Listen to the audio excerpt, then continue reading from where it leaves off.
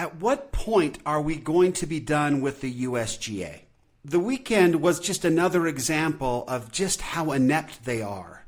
They are a poorly run organization. This is not an isolated event. They are terrible at what they do, or at least what they tell us they do. Let's tee it up.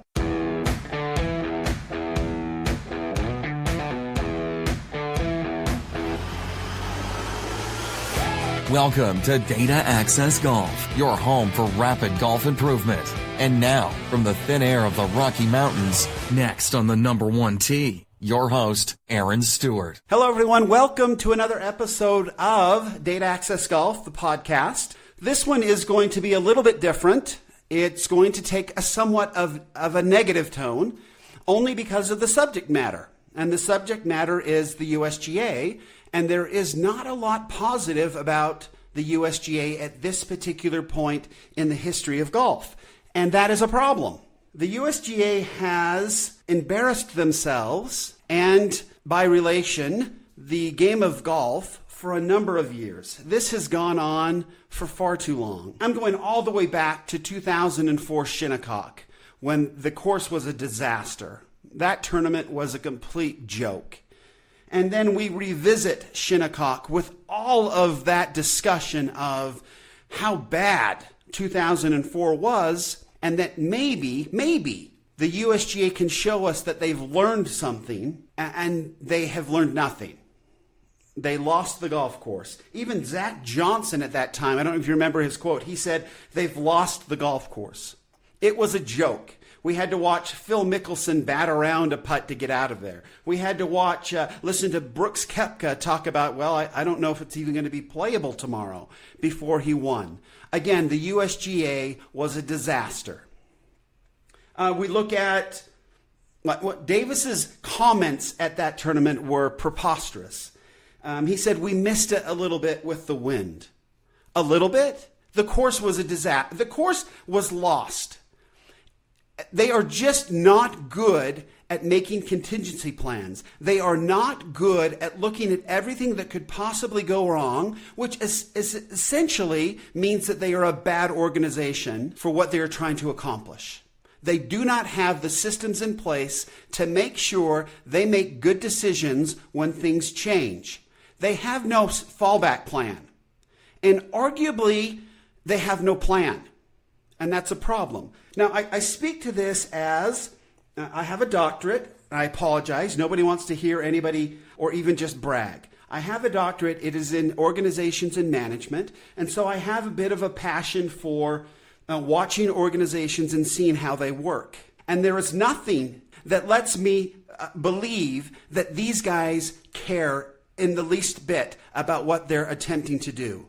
Now, they may very well care and love the game of golf, but it's one of two things. They either don't care, and they're organizational wizards and don't care, or they really, really do care, but they have no experience or no ability to organize in a way with systems that makes making decisions a lot easier. They have no decision trees. They have no contingency plans in place. They've got nothing going for them. So when something goes inevitably wrong, and it always does in golf, golf is the game where everything goes wrong. Ask Ricky Fowler.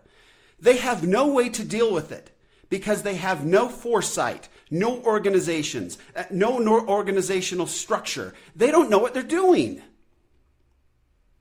It's completely frustrating. And it's just not setting up golf courses, right? I mean, Chambers Bay. Chambers Bay was too new. Chambers Bay in 2015, right? The one where Jordan Spieth won the U.S. Open, right? Dustin Johnson had that sad 3-putt on the 18th hole. But because the greens were crappy. Jordan Spieth is a really good putter. It was a huge advantage for him to play Chambers Bay on those crappy greens. You remember, it looked like the moon out there. The course was too new to be chosen as a U.S. Open venue anyway. That was their first mistake. And then they went in and tried to set it up, and they are so disastrously bad at doing that then we had a horrible nightmare on our hands. And Jason Day didn't pass out because he had vertigo. He passed out because the course was so bad. I don't know if that's true or not. That's just what I heard. Or it's just what I made up. Whatever the case may be. But that was a disaster. Again, the USGA is a disaster. 2016, the US Open. You remember this one? Somehow or another in the 18th, there was Dustin Johnson's ball moved. Right? And they were trying to determine whether he caused the ball to move or not. It happened on the 5th hole. Okay? By the 12th hole, they let him know, hey, we're looking at it. They didn't tell him. They hadn't made a decision on what they were going to do. He had to play the remaining 6 holes, and then he was told in the scoring tent that, hey, we're going to penalize you a stroke. Well, we had a 3-stroke lead, I think, at the time, so no harm, no foul. Wrong. Again, it showed how completely inept they are. They are so bad. And it's not, this is not opinion at this point. It's just the facts. When it happens over and over and over again, you can't run and hide from this thing. They are bad at what they do. And we're asking them to do something pretty important. We're asking them to run our national championship. We are asking them to clarify and develop rules to grow the game of golf. It's a pretty important organization. To be run so poorly is frightening. For a game that we all love so much, this is a disaster. This is really a bad deal. And all of us are suffering because of their ineptitude. It's brutal. Let's stay with in 2016. What about the U.S. Women's Open, where it's a great tournament. It gets into a playoff, and here we go again. There's a rule that was broken. Anna Nordqvist shows in high-speed camera that she did touch the sand on her second shot, and that it was going to be a penalty. But it took them so long to get out there and let the players know that the penalty had occurred. Again, completely inept. It's like they hadn't even thought about what they would do if there was a penalty and how they would communicate that to them in sudden death when it really mattered. And these players deserved to know instantly when it happened, as soon as they knew it was. And it was obvious. Now, I'm so glad that rule has changed and we're done with that. But they knew it. It was an infraction, and they didn't let the players know. Total disaster. And now with what happened over the weekend, a number of times caddies, and it didn't happen just once, caddies are there to help their player, right? And so they're talking about targets. They're talking about getting what they should take the ball at. We're talking about the PGA Tour. The PGA Tour never had a problem with their caddies lining up anything ever. The new rule that prevents caddies from lining up players was directly targeted at the LPGA. That's where it happened all the time. That's what the rule was created for. They came right out and said it.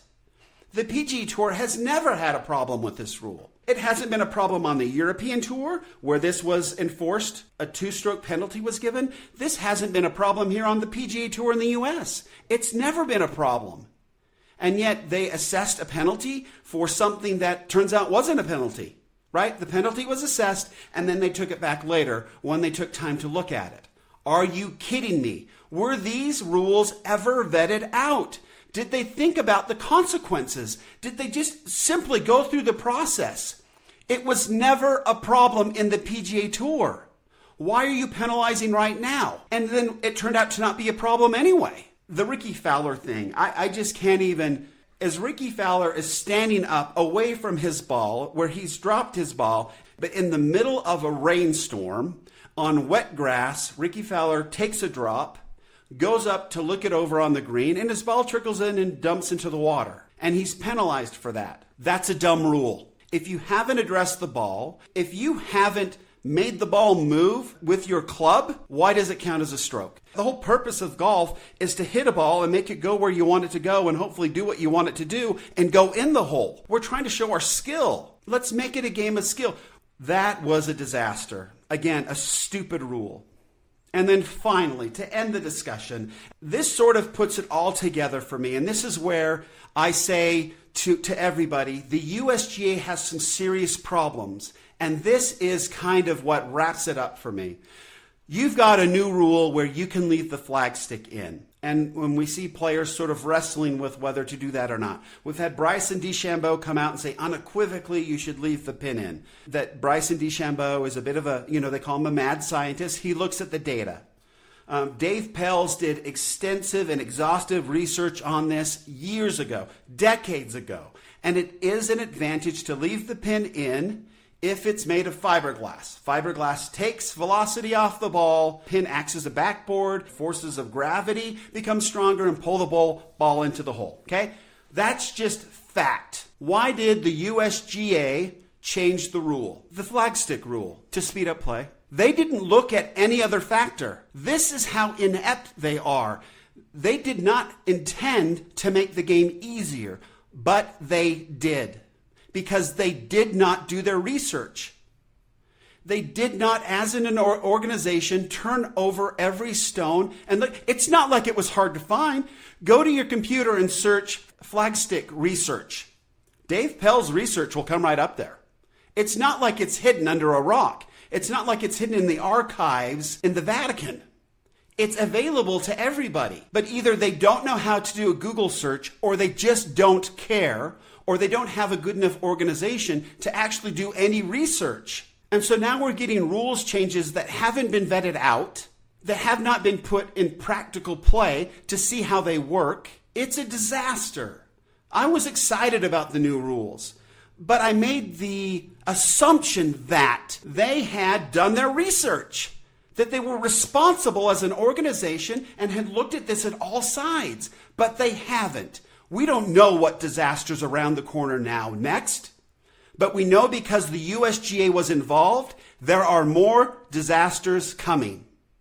Because that's what the USGA does. They are an organization of one great big huge disaster after another because they put into play very poorly planned out events and very poorly implemented rules that are not based on research, that have not been duly vetted. They just throw them out. So in my line of work, we do a lot of technology.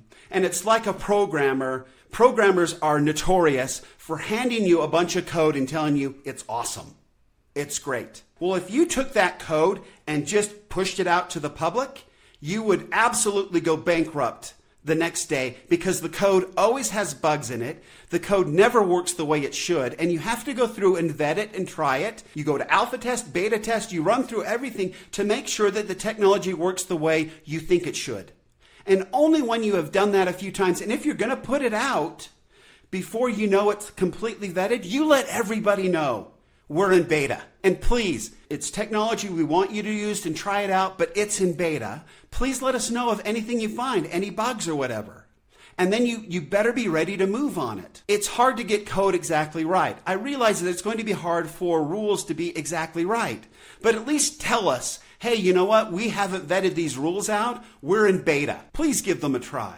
It's not cool to do it on the PGA Tour, but why not put it out in a few amateur tournaments for a little bit to see how it works out? Before we just throw it on the PGA Tour on TV, this golf is such a great game.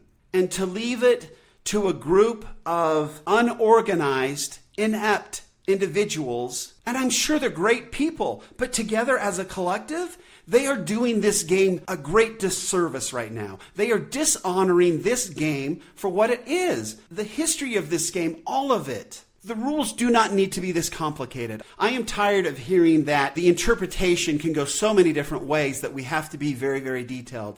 That is garbage. You want to simplify the rules? I say you take Jack Nicklaus, Nancy Lopez, maybe throw in a modern player, maybe Phil Mickelson. You stick them in a room together and you say, hey, here's the rules of golf. However long it takes, it would probably take them less than an hour.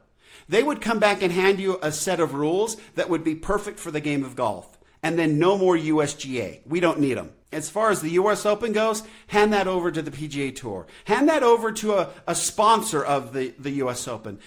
And unless the USGA gets their act together and starts, I don't know if they have to spend their money on bringing in people that are actually professional at running organizations and putting systems in place, they have to do something to save themselves. Otherwise, we're going to have to show them the door. The PGA Tour, amateurs, all of us are going to have to come together and say, you know what, USGA, we don't really need you anymore. You are hurting our game to a point where we don't need you, and we don't want you. And I'm afraid we're getting to that point. I apologize for the rant, but this has gone on too far. As always, USGA, better data means better rules. And better data always means better golf. Thanks. Thanks for listening to Data Access Golf with Aaron Stewart. Check us out online at dataaccessgolf.com, and we'll see you on the next episode.